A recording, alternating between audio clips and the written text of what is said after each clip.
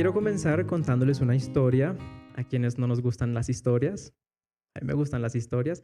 Cuando el Señor me contaba esta historia que está en su palabra, em, fue muy bonito ver cómo lo orábamos y cómo lo cantábamos, ver o recibir ese regalo tan inmerecedor que Él nos ha dado, porque a Él le plació, no porque lo mereciéramos, sino porque realmente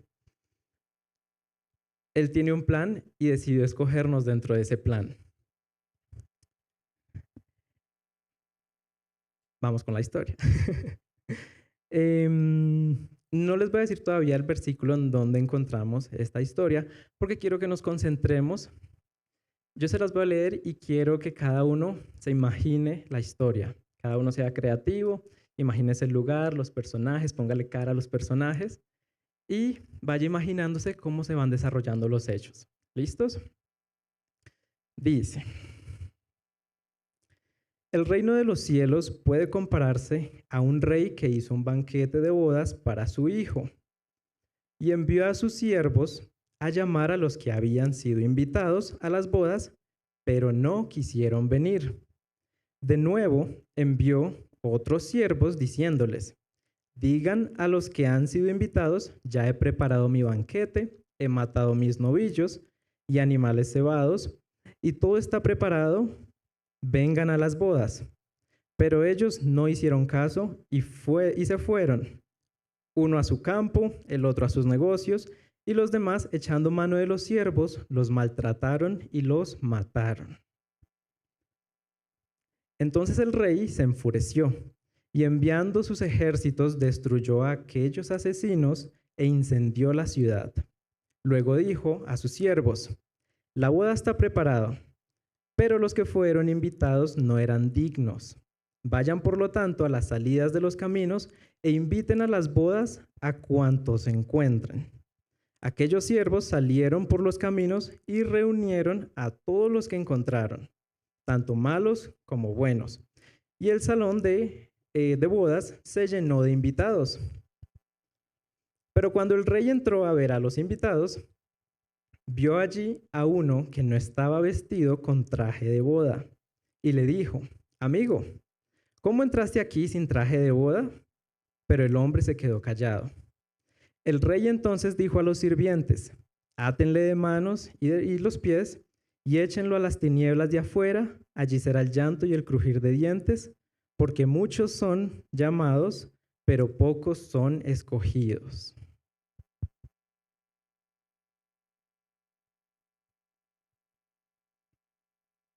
¿Nos resulta familiar esta historia, iglesia? ¿La habíamos leído antes o no la habíamos leído antes? Ok. Resulta que cuando yo la leía nuevamente, porque ya la había escuchado antes, el Señor ya la había puesto en mi corazón, pero una vez más cuando la estaba repasando y la estaba estudiando, me mostró que todavía estamos viviendo en esta historia. O sea, no somos ajenos a esto, sino que estamos todavía viviendo esta historia. Para los que no la conocían, esta es una parábola que Jesús dijo a sus discípulos cuando él estuvo aquí en la tierra, y es la parábola del banquete de bodas. Em, y aunque tiene mucha enseñanza, mucho de qué sacar, y tiene un mensaje principal que es muy claro, que es la salvación, el Señor me llevaba a enfocarla no a la salvación, sino a una responsabilidad que nos asigna. Con base en la enseñanza, en la historia que leímos, nos queda como una responsabilidad, que es la que vamos a ir desarrollando a lo largo de la enseñanza. Y el Señor me llevaba a enfocar el mensaje a la santidad.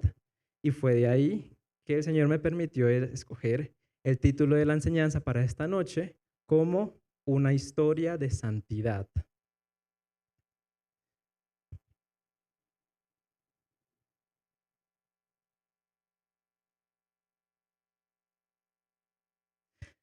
Em, Esta parábola, para los que quieran también estudiarla luego pues del servicio en sus casas, demás, la podemos encontrar en Mateo 22, de los versículos 1 al 14. En los televisores va a aparecer, pero sin el texto, que fue la historia que ya leímos. Em, Así como en esta historia y como en muchas otras historias, como lo mencionaba hace un momento, encontramos muchas enseñanzas, mucho de qué aprender, mucho de qué ahondar y mucho que nos habla a nosotros, a nuestros corazones, ¿verdad? Pero para entender una historia mejor, hay muchos estudios que dicen que leerla 2 veces, luego leerla en voz alta, cosas así, pero vamos a aplicar es una técnica de desglosarla. Vamos a desglosar esta historia para entenderla un poco mejor. Entonces, si quieren seguir la lectura, el tema principal va a ser el que vimos en los televisores, Mateo 22. Estoy tomando la versión Nueva Biblia de las Américas. Y entonces en este desglose de la historia, para entenderla, vamos a ver 3 puntos. Nuestro primer punto, vamos a entender los personajes y nuestro rol en la historia, porque les dije hace un momento que estamos todavía viviendo esta historia. Así que, para entenderla mejor, entendamos los personajes y nuestro rol en esta historia. Sé que muchos pudieron identificarlo fácilmente, sé que pues no era como tan enredado, tan difícil identificar unos personajes más que otros, pero aún así hagamos un repaso. El rey, ¿logramos identificar al rey? ¿Quién pensamos que es el rey?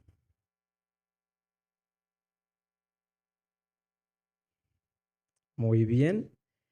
El rey de nuestra historia es Dios Padre. El hijo que se está honrando con este banquete, con esta boda, es Jesucristo. Sé que no es un personaje, pero sí es como un elemento. El mismo banquete de bodas ejemplifica el cielo o el reino de los cielos, como queramos llamarle. Se está tomando notas, entonces voy más despacio. Encontramos luego los primeros invitados. Estos primeros invitados hacen referencia al pueblo de Israel o al pueblo judío. Después de ello encontramos a los segundos invitados. Somos todos los que no hacíamos parte del pueblo de Israel o el pueblo judío, siendo entonces gentiles, completos extraños y de acuerdo a la historia, buenos y malos. Los segundos invitados son los gentiles, son completos extraños y buenos y malos. Encontramos los mensajeros del rey. Aquí en los mensajeros del rey ahondando un poco más y escudriñando lo que la historia nos quería decir, encontré que hay 2 grupos que representan a los mensajeros del rey. Y resulta que el primer grupo lo encontramos antes de Cristo. Antes de que Cristo viniera, esos mensajeros del rey eran los profetas. Vamos bien hasta aquí. Después de que Cristo está todo su ministerio y regresa al cielo, quedó una tarea para nosotros, como la iglesia, y entonces ese segundo grupo de los mensajeros del rey es también usted y yo, que somos iglesia y que estamos llamados a seguir compartiendo las buenas nuevas de salvación. Por último, en este primer punto de los personajes encontramos al hombre que fue expulsado. Y este personaje simplemente representa a la persona que habiendo escuchado de Cristo, habiendo escuchado de la salvación, habiendo escuchado las buenas nuevas, sigue viviendo en su viejo hombre, en su vieja humanidad, en su antigua naturaleza y sin un nuevo nacimiento. Hasta aquí vamos bien. Ya entonces nos queda un poquito más fácil entender esta historia.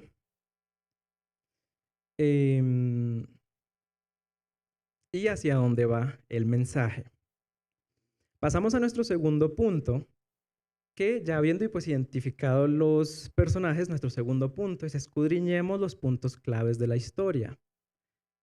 Muchos estudios recomiendan que cuando uno está tratando de interpretar un texto o leer algo, luego resaltar los sucesos claves de lo que se está leyendo para así poder ir entendiendo mejor lo que va sucediendo. Entonces, en este segundo punto de escudriñar los puntos claves de la historia, me encontré con 5, que es básicamente como haber cogido la historia general y dividirla como en 5 fragmentos, por así decirlo. No se me pierda.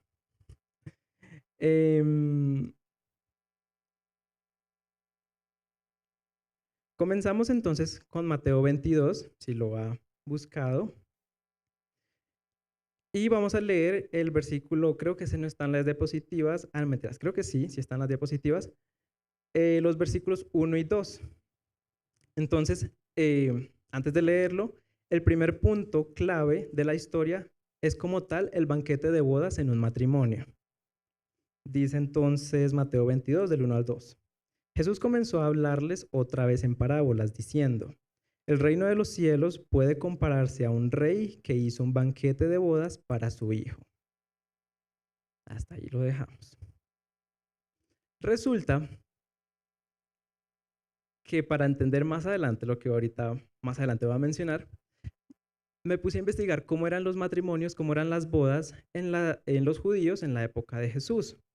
Resulta que muchas veces los padres de los novios, los padres de la novia y los padres del novio, acuerdan este contrato y los casan, ya sean por diferentes intereses, por convenio o, bueno, muy pocas veces se veía que era porque ellos voluntariamente querían estar en matrimonio.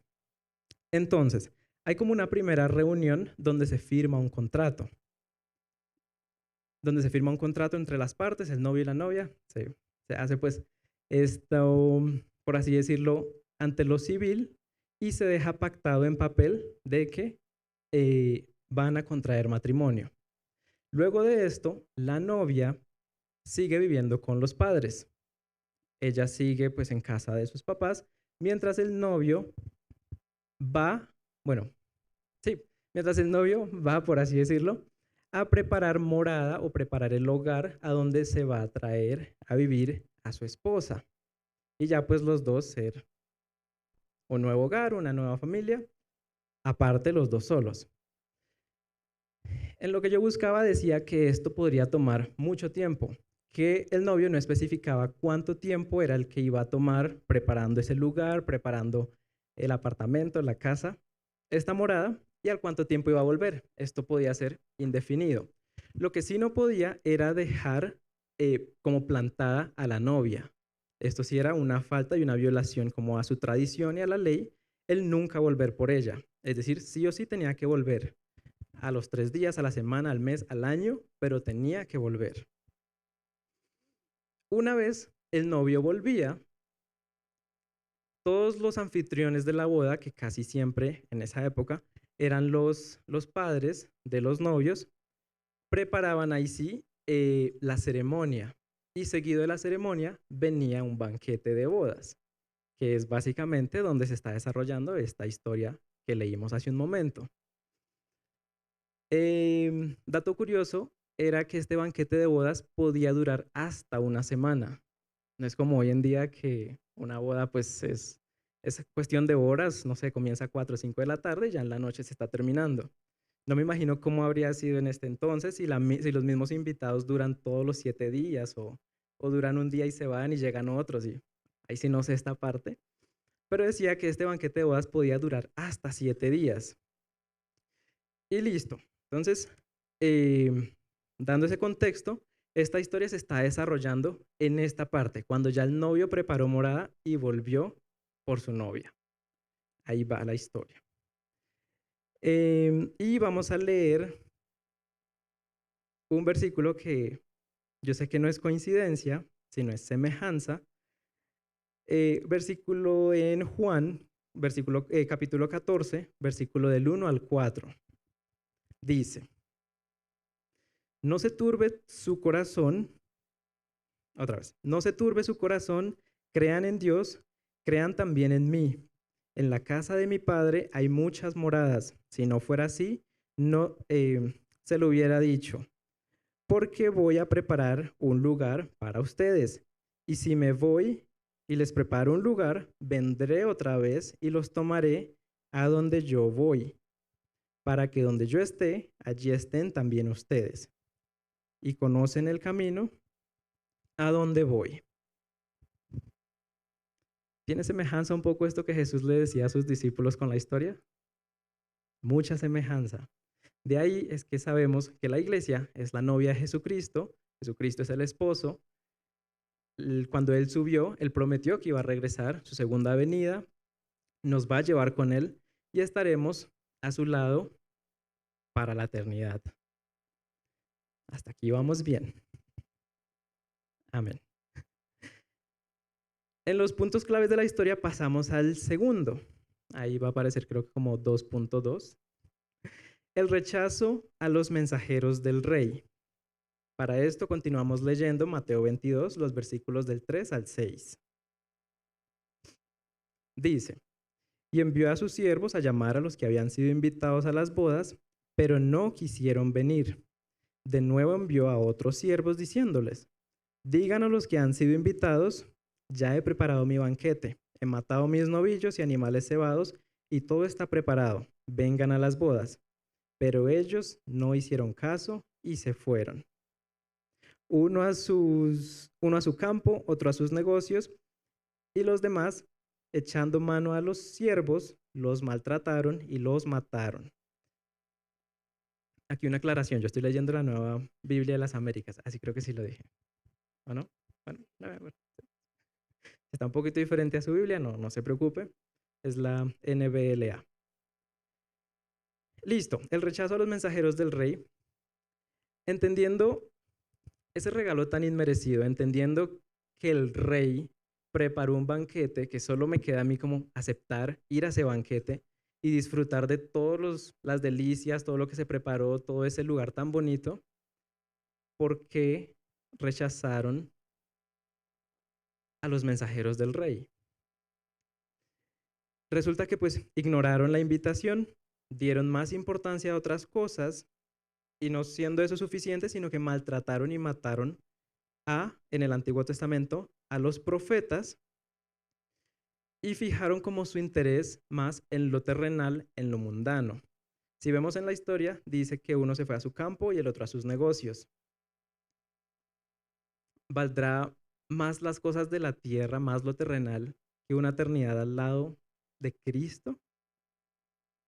No lo respondan, solo reflexionémoslo. Me puse a la tarea de investigar aquí esto de, ¿será eso cierto de que maltrataron y mataron a los profetas? Y resulta que sí, iglesia. No es coincidencia que eso esté como así puesto en esta historia, sino que es real. Dice, no dice, sino que me di a la tarea de buscar unos pocos profetas, el final de algunos de los profetas, y resulta que lo que encontré fue muy triste. Ejemplos. Isaías, la tradición señala que fue aserrado por la mitad por orden del rey Manasés. Fue cortado a la mitad el profeta Isaías. Juan el Bautista, es un poco más familiar, más reciente, decapitado por orden de Herodes Antipas, solicitado por Salomé, la hija de Herodías, decapitado. Jeremías sufrió prisión y según la tradición fue apedreado en Egipto. Zacarías, apedreado en el atrio del templo por orden del rey Joás. Urías, bueno, aquí hay dos Urías en la historia, el que era el esposo de Betsabe y había uno que era profeta. Entonces estamos hablando de Urías, el profeta. Fue muerto a espada por el rey Joacim tras regresar de Egipto. Y uno más, Miqueas, se reporta que fue despeñado, es decir, arrojado de un lugar alto. Ahí son solo 5 ejemplos de 5 profetas diferentes que todos terminaron siendo, como dice la historia, maltratados y matados. Como complemento de esto, ahora sí, vamos a leer Lucas 13, 34, o este mismo versículo lo encontramos en Mateo 23, 37, que dice, Jesús hablando, ¿no? Jerusalén, Jerusalén, que matas a los profetas y apedreas a los que te son enviados. ¿Cuántas veces quise juntar a tus hijos como la gallina junta sus polluelos debajo de las alas y no quisiste? Fuerte y confrontante. Por eso era que en el primer punto, cuando veíamos los primeros invitados, no, discúlpame, los mensajeros del rey, que en el Antiguo Testamento eran los profetas, ahí está ejemplificando claramente durante el rechazo a los mensajeros, cómo el mismo pueblo judío, el pueblo de Israel, rechazó a los profetas. Pueda que uno que otro ciudadano creyera, pero pues la palabra lo generaliza y en su mayoría fueron quienes rechazaban y pues veíamos el final de alguno de esos profetas. Aquí en esta parte me quiero detener un poquito y en este punto yo coloqué el rechazo a los mensajeros del rey, no puse el rechazo de los primeros invitados. ¿Por qué? Porque resulta que si esos mensajeros del rey después de Cristo es ahora la iglesia, ¿será que la iglesia no está sufriendo lo mismo que sufrieron los profetas en el Antiguo Testamento? ¿A qué me refiero? Hemos visto noticias hoy en día que los misioneros, personas que predican en otros países, son perseguidos, son asesinados, que hay leyes en otros países que prohíben hablar de Cristo. Y todo esto, nosotros lo decimos desde una posición de beneficio realmente, que aquí podemos libremente reunirnos, hablar del Señor y todo esto. Pero resulta que en ese segundo grupo de invitados, que no son solo los judíos, sino ya hace todo el mundo, también hay personas que se comportan como se comportó el primer invitado. Hay personas quienes por alguna razón no le agrada el mensaje del Señor, por alguna razón no les agrada esa invitación que hay al reino y a una eternidad a su lado, sino que también reaccionan de la misma manera. La reacción es la misma, maltratando y matando y burlándose incluso de la invitación que ese rey tiene para nosotros. Hasta aquí vamos bien, ¿cierto? ¿Está claro el mensaje? Esto nos lleva a nuestro tercer punto clave de la historia, 2.3, las represalias del rey contra los asesinos. Volvemos a la historia, leemos el versículo 7. Mateo 22:7 dice, entonces el rey se enfureció y enviando sus ejércitos destruyó a aquellos asesinos e incendió su ciudad.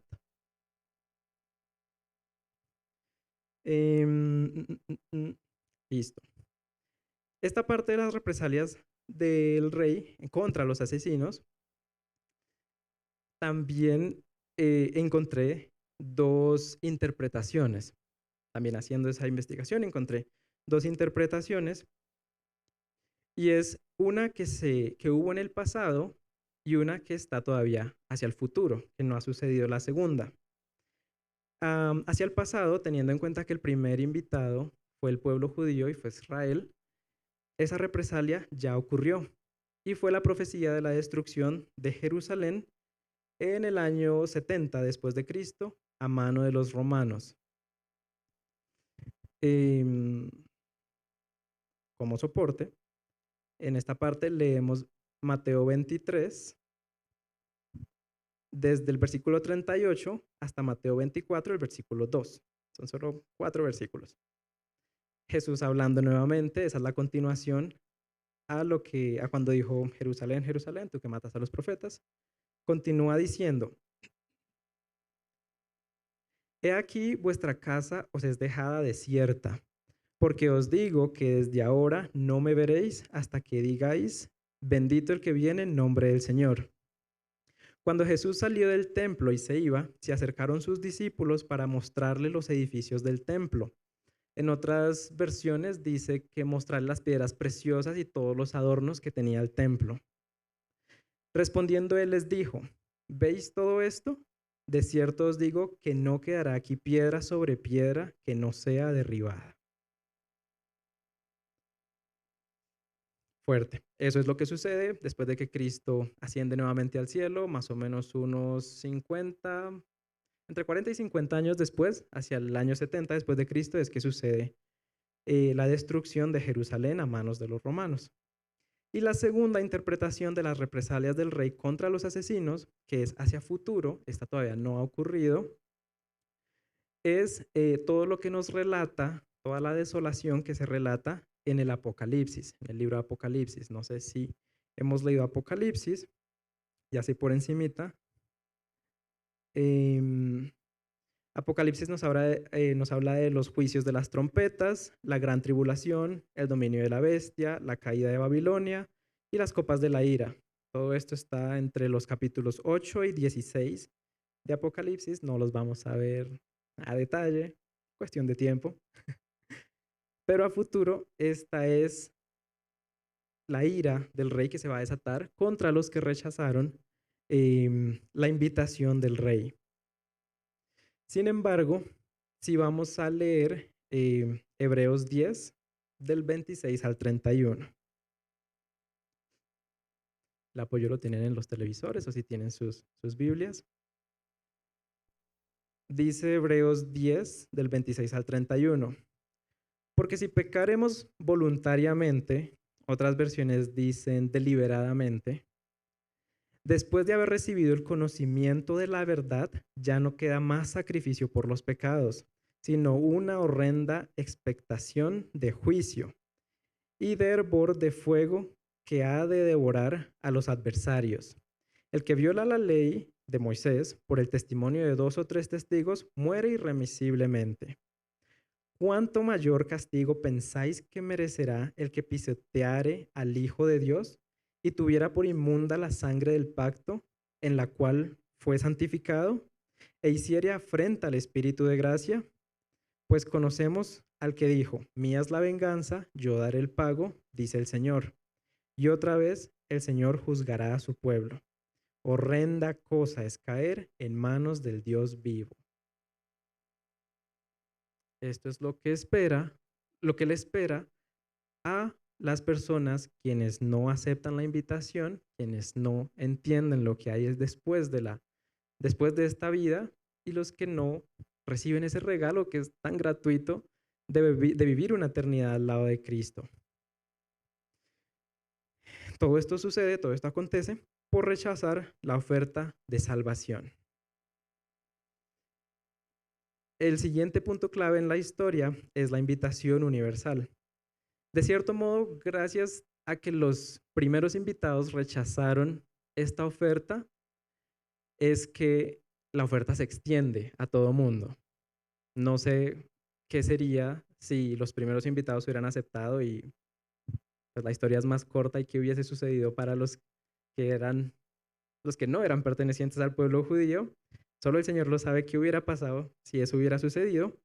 Pero la verdad es que, pues, debido a este endurecimiento del corazón del primer invitado, es que existe el segundo invitado. La invitación universal, entonces, en la historia la vemos en Mateo 22, versículos 8 al 10, donde el rey de la historia, hablando, dice, luego dijo a sus siervos, la boda está preparada, pero los que fueron invitados no eran dignos. Vayan por tanto a las salidas de los caminos e inviten a las bodas a cuantos encuentren. Aquellos siervos salieron por los caminos y reunieron a todos los que encontraron, tanto malos como buenos, y el salón de bodas se llenó de invitados. Pausa ahí. Ya entendemos entonces, no solo en la historia, sino llevándolo a la vida real, a la practicidad, entendemos que primero la salvación era solo para el pueblo judío, estaba la ley de Moisés, todo esto después de que viene Cristo y es crucificado, todo su sacrificio, esto se extiende a todas las personas, a todas las naciones, a todo el que quiera creer. Se extiende la salvación a gentiles y personas de todo tipo. Ya no es solo para ellos, sino es para todo el que quiera creer.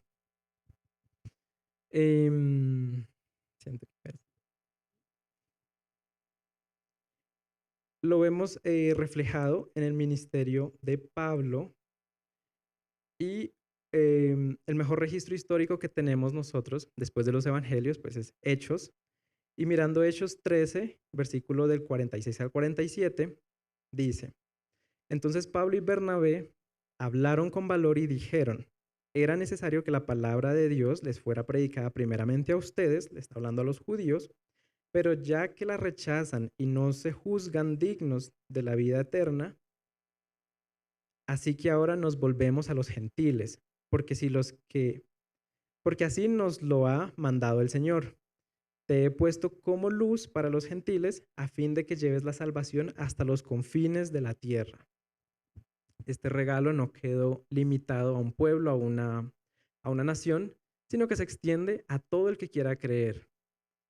Gloria a Dios por ese regalo tan inmerecido que Él nos da.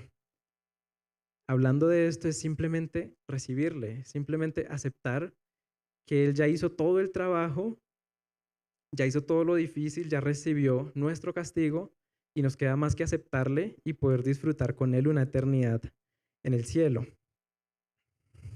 Pero entonces seguimos desarrollando la historia.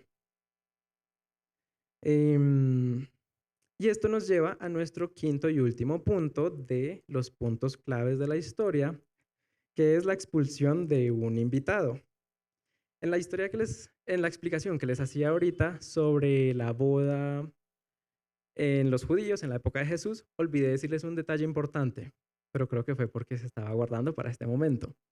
Resulta que en esa época, los anfitriones de la boda, de la ceremonia y del banquete de bodas, tenían por costumbre también, junto con la invitación, enviar el traje de la boda, lo que iba a usar cada invitado, muy diferente a lo que nosotros, a la tradición que tenemos nosotros hoy en día, que cada quien pues mira cómo se viste, obviamente siguiendo un código de vestimenta y todo esto, uno reserva los colores y demás.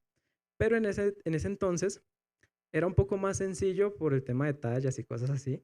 Dice la búsqueda que hice que se acostumbraban a hacer túnicas. Túnicas pues como una prenda más general y en la historia imaginémonos que cuando el rey mandó a sus mensajeros, pues ellos iban buscando a las personas y llevaban posiblemente como esos paquetes, esos trajes empacados y al hacer la invitación entregaban la vestimenta. Porque algo que me confrontaba aquí en la historia fue el hombre llegando a este quinto punto clave de la historia, que es el hombre que es expulsado. Entonces, pero bueno, ¿y qué tal si el hombre de pronto no tenía para vestirse o no sé, de pronto como justificándolo? Pero el Señor me llevó a entender de que no era el caso porque aquí en la historia hace referencia a que se seguía la tradición de que los anfitriones daban la vestimenta que tenían que usar. ¿Por qué razón no lo estaba usando? No sabemos, pero ya vamos a hablar sobre ese tema. Entonces, en la historia nos estamos imaginando que ya llegó el momento de la boda, llegó todo el mundo y había un hombre que no estaba vestido de acuerdo a la ocasión. Y terminamos de leer entonces la historia, Mateo 22, del 11 al 14 o al 13. Pero cuando el rey entró a ver a los invitados, vio allí a uno que no estaba vestido con traje de boda y le dijo, amigo, ¿cómo entraste aquí sin el traje de boda? Pero el hombre se quedó callado. El rey entonces dijo a los sirvientes, átenle las manos y los pies y échenlo a las tinieblas de afuera, allí será el llanto y el crujir de dientes. Creo que no están las diapositivas, pero el 14 dice, porque muchos son llamados, pero pocos son los escogidos. Em, y es aquí donde quiero desarrollar la segunda parte de la enseñanza, iglesia, porque si bien la historia, esta parábola nos habla de la salvación, les dije que esta enseñanza es una historia de santidad. Y hablando de la santidad, este punto nos dice o simboliza que aunque la invitación es gratuita para la salvación, ya por lo que Cristo hizo y nosotros lo único que tenemos que hacer es creer y tener fe en su gracia y que por gracia somos salvos, se requiere arrepentimiento genuino, un nuevo nacimiento y estar revestidos de Cristo. Ese traje que en la historia, del que la historia habla, que el hombre no estaba vestido como para bodas, ese traje es Cristo. ese traje con el que tenemos que estar vestidos al momento de presentarnos delante del Señor, cuando llegue el momento del juicio delante del trono, ese traje es Cristo. En otras enseñanzas ya hemos hablado de que cuando lleguemos y nos estén pidiendo cuentas, vamos a ser juzgados solamente por un pecado o sí, por un detalle, un pequeño detalle. Y fue no haber creído en Cristo como nuestro Señor y Salvador. Cuando ya lo hemos recibido y el Padre nos mira, Él ve a Cristo y por medio de Cristo es que somos justificados y santificados. Bueno, solo justificados y salvos.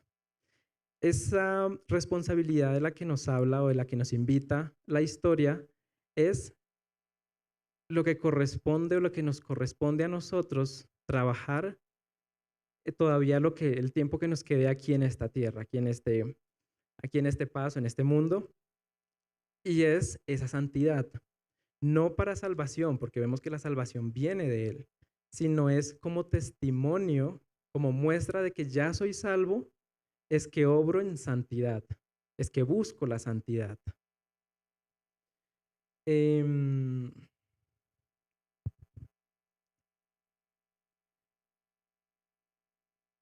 Así como en la historia veíamos que los anfitriones dan la vestimenta como se deben presentar a la boda, Dios mismo nos dio esa vestimenta con la que tenemos que estar vestidos para llegar a su presencia. Ya dijimos que es Cristo. Vamos a leer Isaías 64, versículo 6. Dice: todos nosotros somos como el inmundo, y como trapo de inmundicia todas nuestras obras justas. Todos nos marchitamos como una hoja, y nuestras iniquidades como el viento nos arrastran. Entendiendo que es estando revestidos de Cristo que podemos llegar a estar en la presencia de Dios, cuando decidimos no seguirle, cuando decidimos no aceptarle, es en nuestras fuerzas creer que por mis obras, por mis acciones, voy a ser acepto delante de Dios. ¿Y qué nos dice la palabra? ¿Qué nos dice Isaías? Que como trapo de inmundicia, todas nuestras obras justas. O sea, que por más que nos esforcemos y hagamos algo que digamos, uy, no, yo me fajé haciendo esto tan bueno, incluso eso son como trapos de inmundicia al lado de lo que el Señor hace a través de nosotros. Apocalipsis 7:9. 7 del 9 al 10. Dice: después de esto miré, y he aquí una gran multitud, la cual nadie podía contar, de todas naciones y tribus y pueblos y lenguas, que estaban delante del trono y en la presencia del Cordero, vestidos de ropas blancas y con palmas en las manos, y clamaban a gran voz, diciendo: la salvación pertenece a nuestro Dios, que está sentado en el trono, y al Cordero. Fuerte. Aquí resaltamos lo que dice de vestidos de ropas blancas. Toda la multitud que estaba delante del trono estaba vestidos de ropas blancas. Vi una frase o una explicación cuando estaba preparando el mensaje, y era que esas vestiduras que debemos usar en la eternidad fueron lavadas con la sangre del Cordero. Es lo único que podía hacer que esa vestimenta fuera acepta delante del Padre. Y si no usamos eso, si no estamos revestidos de Cristo, pues simplemente no va a haber nada humanamente con lo que nos podamos justificar y decir: Señor, yo me lo merezco, porque no lo merecemos. Si no es por medio de Cristo, no lo merecemos. Y cerrando este punto, entonces leemos Filipenses 3:9, que dice: y ser hallado en Él, no teniendo mi propia justicia, que es por la ley, sino la que es por la fe de Cristo, la justicia que es de Dios por la fe. Una vez más, no podemos pretender quitar a Cristo como nuestra vestimenta e intentar justificarnos nosotros mismos, porque no vamos a alcanzar, no lo vamos a lograr. El Antiguo Testamento decía que quien infringe una de las una de las leyes de toda la ley, uno solo de los criterios se hace culpable de toda la ley. Y esto no es una carrera a corto plazo o a corto tiempo, sino es una carrera que es a todo el tiempo que estaremos en esta tierra. Y entonces, listo, pueda que uno diga, hoy yo no pequé, que es, por cierto, muy difícil. Pero si pecamos ayer, si pecamos hace una semana, ya somos culpables de toda la ley. Entonces, aquí en este punto, iglesia, quiero que nos quede claro que esa vestimenta es Cristo. Entonces, en la historia en la que veíamos, este hombre, quien fue expulsado por no usar la vestimenta correcta, es alguien que aunque recibió la invitación, aunque escuchó de la palabra, aunque se le habló de Cristo, no quiso recibirle y quiso presentarse en sus propias fuerzas. Y esto nos lleva a nuestro tercer y último punto de la enseñanza en esta noche, y es una pregunta, no para acorcharlos, sino para que reflexionemos. De hecho, no la tenía pensada como que ese iba a ser el tercer punto, pero fue lo que el Señor me presentó y primero me confrontó a mí. Y ese tercer punto, la pregunta es, ¿estás vestido de Cristo? En esta noche, iglesia, ¿estamos vestidos de Cristo? Antes de que lo respondamos, y por supuesto no lo tiene que hacer en voz alta, em, pensemos o reflexionemos, hagamos una introspección, si nuestra vida ya está reflejando al nuevo hombre, si ya somos nuevas criaturas, si ya entendemos la nueva identidad que tenemos en Cristo y si todo este nuevo nacimiento está dando fruto. ¿Cómo mostramos la santidad? ¿Cómo mostramos eh, ese nuevo ser que hay en nosotros? Con el fruto. La misma palabra lo dice. Entonces, em, antes de que respondamos, si estamos vestidos de Cristo, vamos a leer Mateo 7 del 6 al 20, que es justamente cómo damos ese testimonio y cómo decimos, cómo mostramos que realmente ya hemos nacido de nuevo y que realmente ya estamos vestidos de Cristo. Dice, por sus frutos los conoceréis. ¿Acaso se recogen uvas de los espinos o higos de los abrojos? Así, todo buen árbol da buenos frutos, pero el árbol malo da frutos malos. No puede no puede el buen árbol dar malos frutos, ni el árbol malo da frutos buenos. Todo árbol que no da buen fruto es cortado y echado al fuego. Así que por sus frutos los conoceréis. El 19 decía, todo árbol que no da buen fruto es cortado y echado al fuego. En la historia que leímos, ¿qué sucedió con el hombre que no estaba bien vestido? El rey mandó atarle de manos y de pies y echarlo afuera a las tinieblas. Ahí es lo mismo que está sucediendo. Entonces, es ahí donde la vestidura de Cristo debe reflejarse, donde debemos dar ese testimonio de que el Espíritu Santo está obrando en nosotros.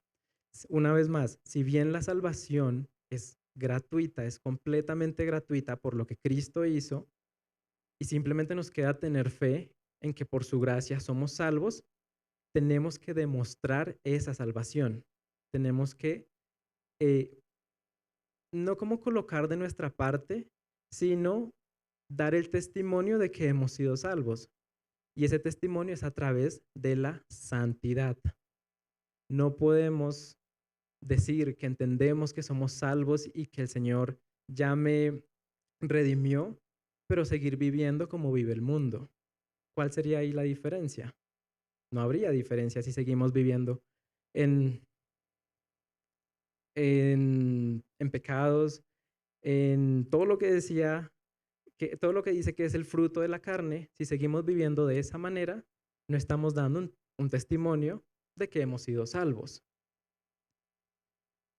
Y ya entonces, para ir concluyendo, he traído unas pequeñas unos pequeños escenarios del día a día en donde a veces pueda que lo hagamos, sí, como simplemente porque el mundo lo hace, entonces nos parece normal, lo normalizamos, pero es donde quiero que hagamos como esa autoevaluación y nos analicemos. Dame un segundo.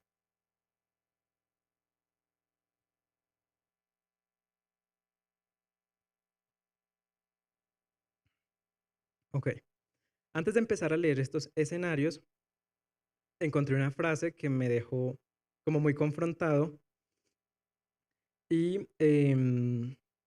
era la que decía, a ver, ya, que la santidad no es solo para los momentos grandes, sino que la santidad se muestra en decisiones pequeñas de todos los días. Si nosotros preguntamos, todos creemos en Cristo y todos amamos a Cristo, amén. Todos alzamos la mano y entendemos quién es Cristo y lo amamos y deseamos estar a su lado en la eternidad, sí. Pero entonces, ¿estamos viviendo de esa manera? Y entonces los ejemplos que les traía.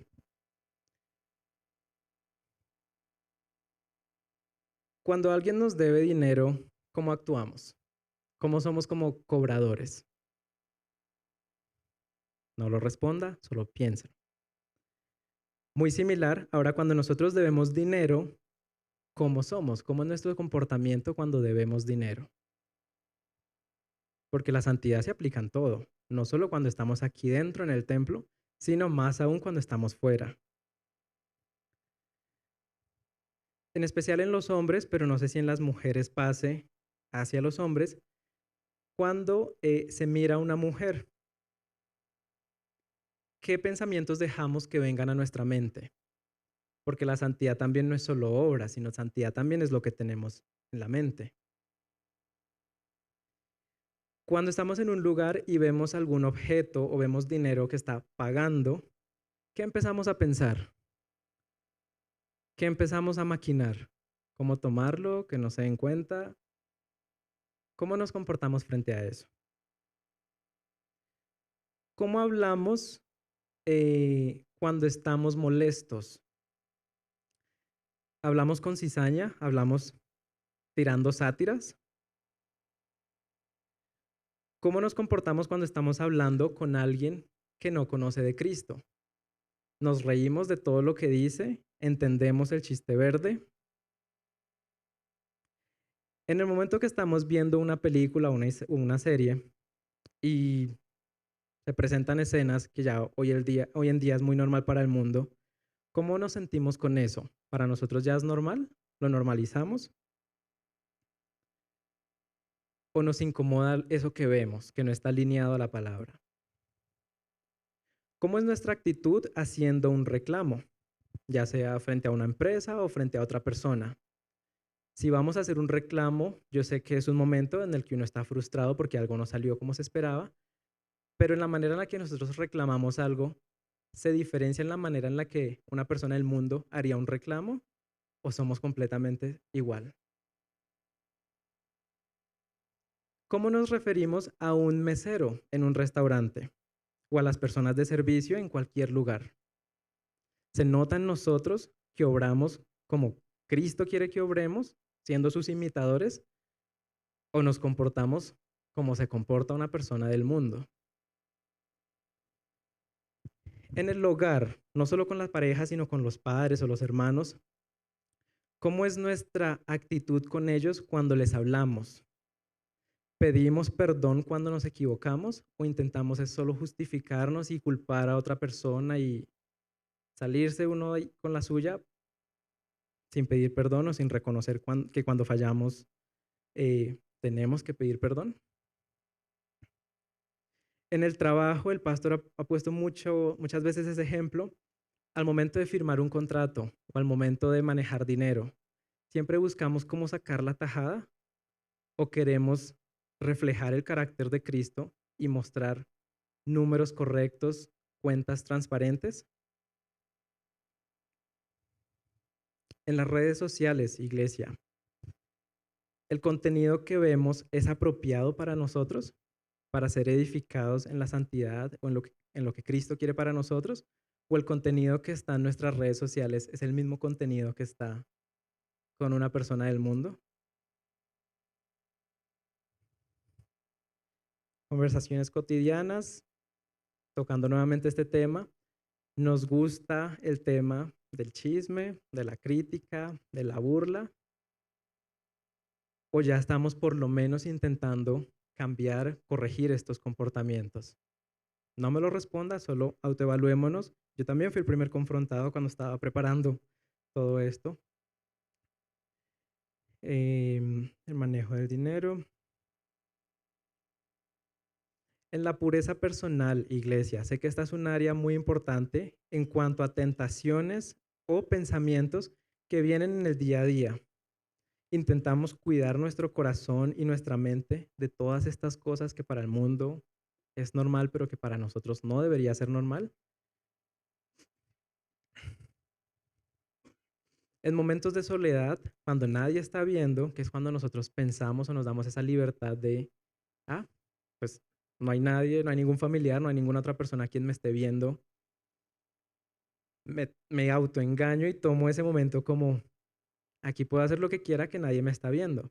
Ojo, el Señor nos está viendo todo el tiempo. Entonces, ¿cómo nos comportamos cuando estamos solos? Evaluémonos. Y por último, en el servicio a otros, ayudamos genuinamente y sin esperar nada a cambio. Cuando colocamos nuestras habilidades, nuestros talentos, las ponemos al servicio de las otras personas sin esperar nada a cambio, o sea, transparentemente, genuinamente, por querer ayudar a la otra persona, o siempre es como esperando la retribución. Examinemos, iglesia. Todo esto en cuanto a santidad. Una vez más, si bien la salvación fue gratuita y ya la tenemos, estamos viviendo como personas salvas, tenemos una salvación en acción, o como el pastor diría, tenemos una fe en acción. Cada uno respondámonos. Y esto no va a suceder de la noche a la mañana. Tenemos que entenderlo, es un proceso que el Señor hace en nuestros corazones y en nuestra mente. Y me traía a la predicación dos ejemplos, que es como regar una planta. No podemos tener una planta y regarla un solo día y ya esperar que esa planta se convierta en un árbol. Tenemos que cuidarla día a día, constantemente, estar cuidándola y ahí sí, poco a poco se va a ir viendo el cambio. O cuando, por ejemplo, los que están yendo al gimnasio, que empiezan a ir al gimnasio por una meta, supongamos que es crecer muscularmente, no puedo esperar ir 1 o 2 días, entrenar el músculo y ya esperar que el músculo crezca. Es algo de constancia, de día a día, de estar ejercitando poco a poco. Asimismo es la salvación, iglesia. Asimismo es este mensaje, esta historia de santidad. Asimismo es la santidad, iglesia. Esta historia de santidad y es esa invitación que les quiero dejar en esta noche, que si ya la parte más dura fue hecha, no nos enfriemos, no nos acomodemos, sino que realmente vivamos como personas quienes ya son salvas, mostrando una santidad en el Señor.